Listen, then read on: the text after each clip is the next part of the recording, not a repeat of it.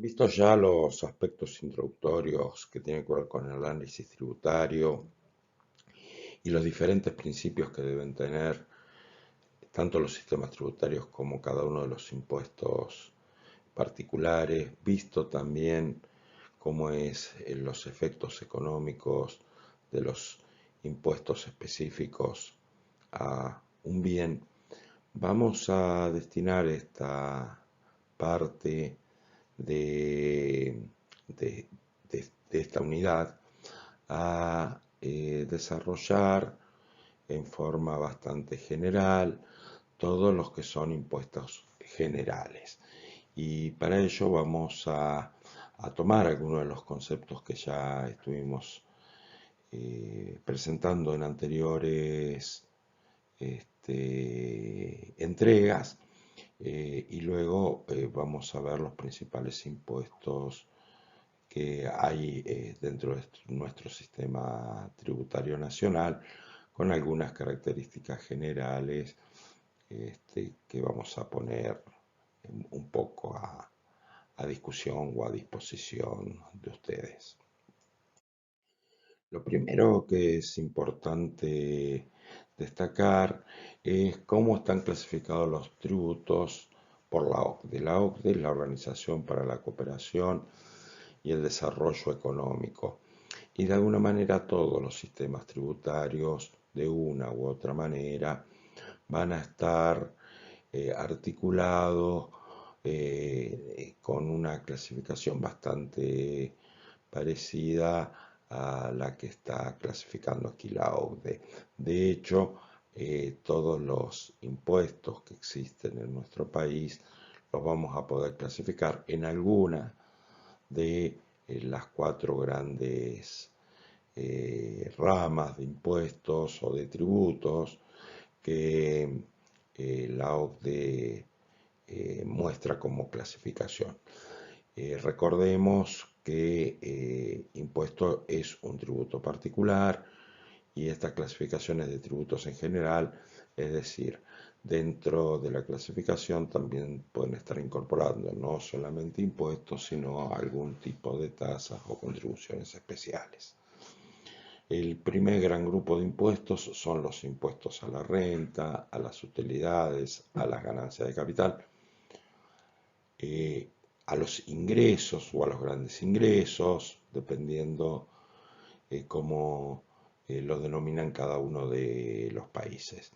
En nuestro país, estos impuestos a las rentas, a la utilidades y a las ganancias estarían compuestos por el impuesto a las ganancias, con todas sus categorías, el impuesto a la ganancia mínima presunta y el impuesto a los premios de juegos y azar. Una segunda rama en la clasificación son los impuestos a la propiedad, que como dijimos tiene que ver con el acervo de bienes que se han ido acumulando o que se tienen a disposición. Dentro de este grupo, en nuestro país, tenemos los impuestos inmobiliarios, impuestos a los bienes personales y las patentes tanto de automotor o de yates, naves, aviones, etcétera. En la tercer gran grupo son los impuestos al consumo de bienes y servicios. Dentro de estos impuestos, que son impuestos, como ya dijimos, indirectos, tenemos algunos impuestos que son generales, es decir, que abarcan todos los bienes, y luego tenemos algunos impuestos específicos que es a un tipo de bien en particular. Dentro de los impuestos generales tenemos dos importantes, el impuesto al valor agregado o IVA y el impuesto a los ingresos brutos. El impuesto al valor agregado es en nuestro país el impuesto que mayor impacto tiene en la recaudación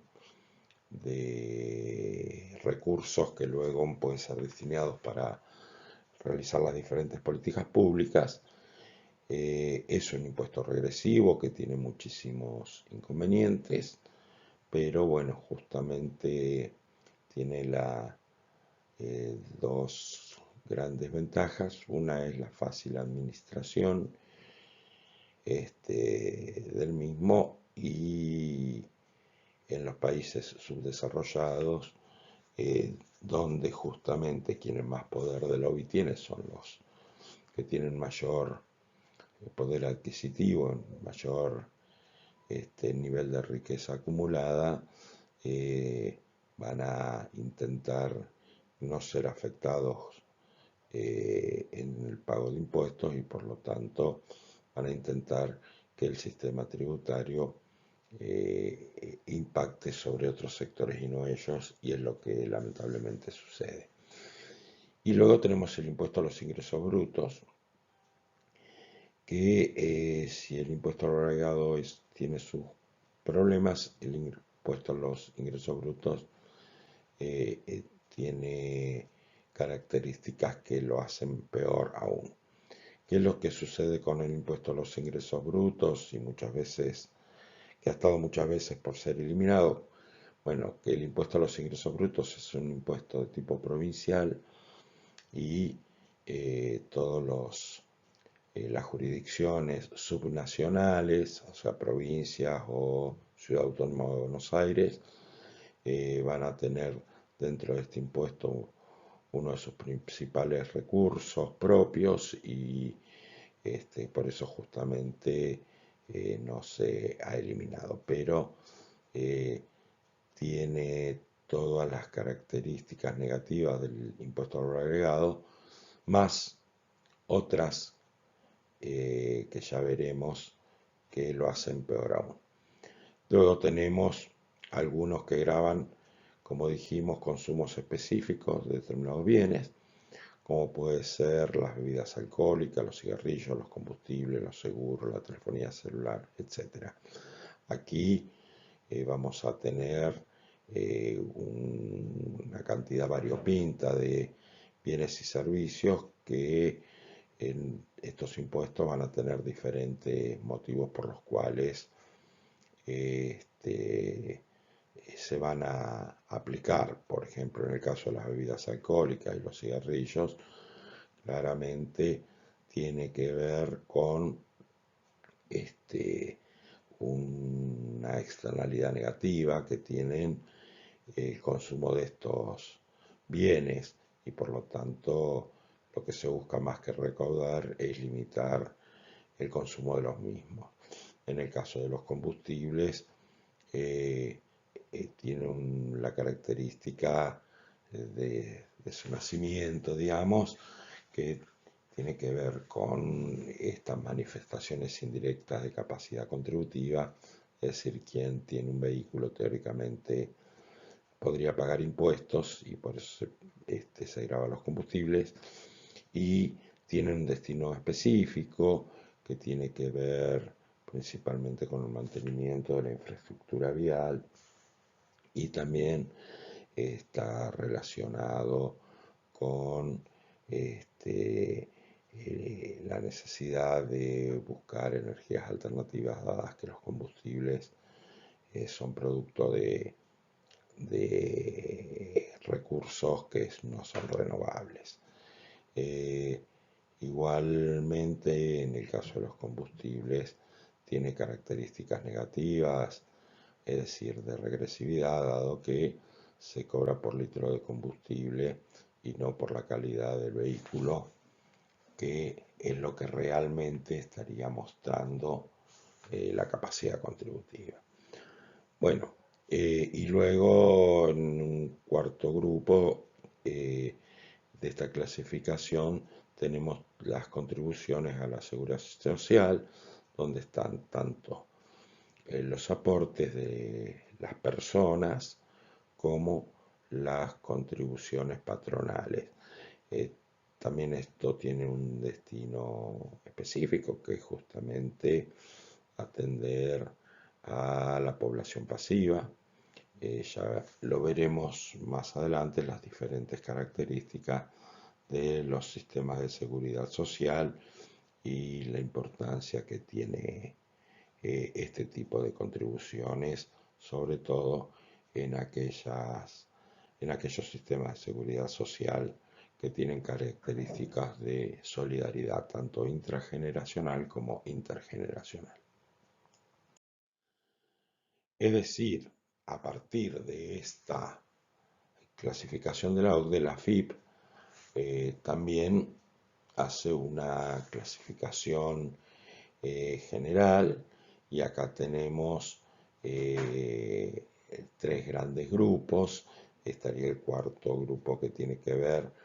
con la seguridad social, y justamente como tiene destino específico, la FIP la toma como algo particular, y es más, es algo que está también administrado por la ANSES, que es el organismo madre de la seguridad social. Bueno, pero para la FIP se va a basar en tres criterios que tienen que ver con la capacidad contributiva. Va a haber un primer grupo de impuestos que tienen que ver con el patrimonio, y esta capacidad contributiva estaría relacionado con digamos, la afirmación de que deben pagar más lo que más cantidad de bienes tienen. Luego un segundo grupo que está relacionado con que deben pagar más aquellos que más ganan, los más ingresos tienen, y lo que están midiendo como capacidad contributiva es la renta, la ganancia, las utilidades, etc. Y por último, el grupo de impuestos que tienen que ver con que deben pagar aquellos que más gastan, y como dijimos, la medida de la capacidad contributiva va a estar dada por el consumo, con, como también ya dijimos, sus características de regresividad. Por último, es importante recordar que todos estos impuestos, o todo este grupo de impuestos, van a tener esta estructura donde tenemos el hecho imponible, que habíamos planteado como hecho imponible tanto la materia imponible como el hecho generador. Vamos a ver en cada uno de ellos más adelante cómo respondemos a esta pregunta. Los sujetos que siempre van a ser los mismos para todos los impuestos. El sujeto pasivo es el contribuyente, y mientras que el activo siempre va a ser el Estado, que es el que cobra los impuestos. El único cambio que puede haber acá es si los impuestos son nacionales o subnacionales. Entonces el sujeto activo va a ser el Estado nacional, el Estado provincial o el municipal, y luego el monto del impuesto, compuesto por la base imponible, o sea, la base de cálculo sobre el cual se van a pagar el impuesto, por la alícuota que esté determinada por ley, es decir, el porcentaje a cobrar sobre la base imponible determinada.